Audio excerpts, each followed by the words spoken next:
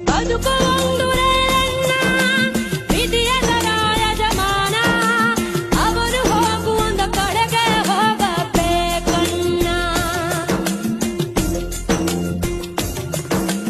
ವಿರಹ ಅನ್ನೋ ವಿಷವನ್ನ ಕುಡಿಸುತ್ತಾನೆ ಬ್ರಹ್ಮಣ್ಣ.